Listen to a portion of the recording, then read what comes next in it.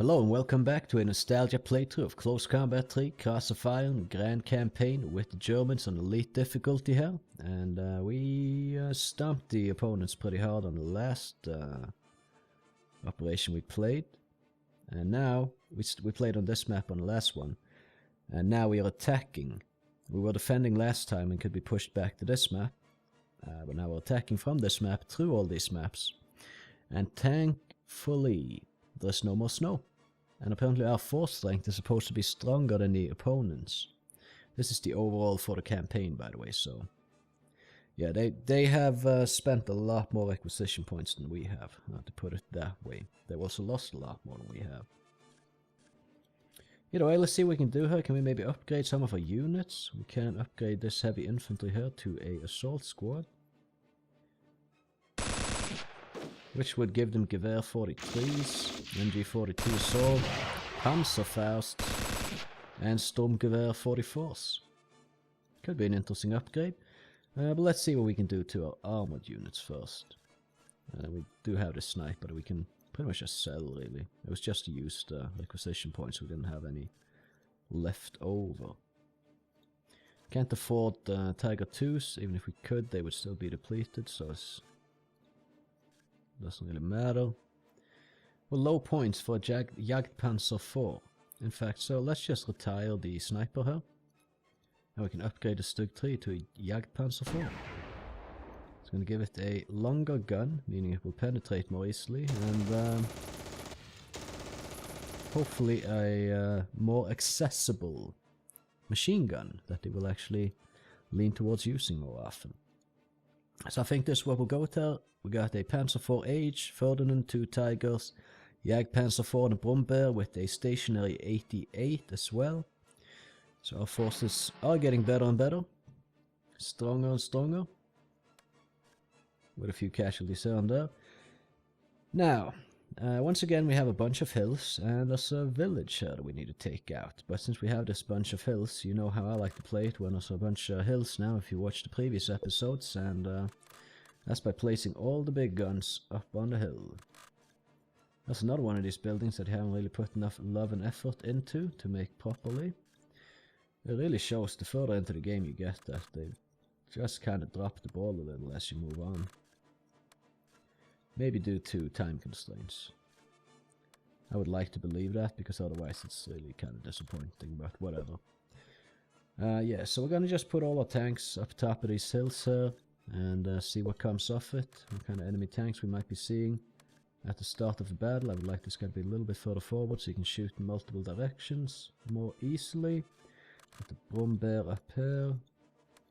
Now let's just have them face directly east. Heavy machine gun team in here, because why not? And then we're just gonna actually hide the remaining infantry in these fields around here. Just wanna make sure I know where everyone is. Yeah, that looks fine. Don't need them to be spotted and engaged by mortars and take casualties that we don't need to take, so... Either way, right now we begin. What are we seeing straight off the bat here? Tanks. Lots of tanks. One of our Tigers is damaged, that's not good. I would like to manually select what we shoot on here, just because some things need to be prioritized down before others. We've taken out the ISU 122 here, or 152. That thing's taken out, then we have that tank, so if we could also open fire at that, would be good. Okay, so far so good. Not sure which Tiger got damaged, but it doesn't appear to have been much damage. Did it say? Jagdpanzer 4 is immobilized, that's unfortunate. Shouldn't be a massive problem though, and here we got an Su-85 pushing through a little bit here, so we can probably take that down. What is engaging the Jagdpanzer? Is it the SU there that was causing issues? Tiger bailing out. Oh no, that's not good.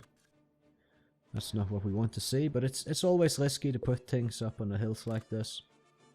There's always an inherent risk to that.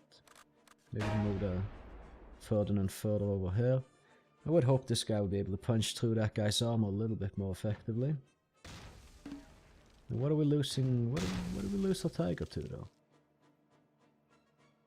Is there something I'm missing here? Oh, it's an IS-2, that thing. Holy hell.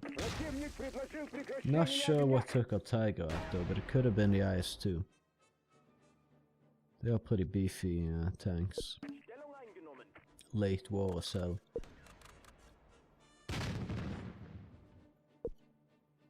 Yeah, so we're kind of struggling taking that down.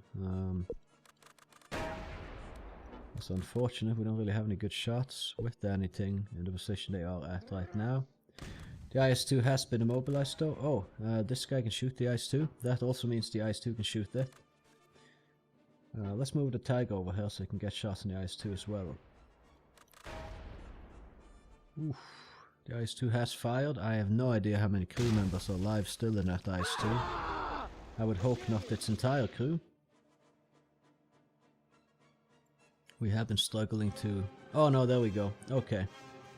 Yeah, we lost the Tiger. That sucks massively, but it is what it is, so we're just gonna have to deal with it, I guess. Hopefully we get a lot of requisition points, but at this point in the war, we are now in like the second to last campaign, I believe. Yes, we are. So replacing our casualties at this point could be problematic, in fact. Right, well, we lost one guy. Probably a Tiger crew member and a tank, and another tank got damaged. That was a Jagdpanzer IV. The Russians lost 4 tanks. One was captured. I'm hoping that was the IS-2, so it doesn't have that. It should be captured since it was immobilized. We killed 2, wounded 9, no prisoners. So that being said, we're going to move on to the next map in the next episode. Thank you for watching. If you liked what you saw, which wasn't much, and yeah, admittedly, but I would appreciate if you would consider leaving a like on the video and or maybe even subscribing if you want to see more of my content in the future. With that, I bid you farewell. You can catch me in the next one. Have a good one.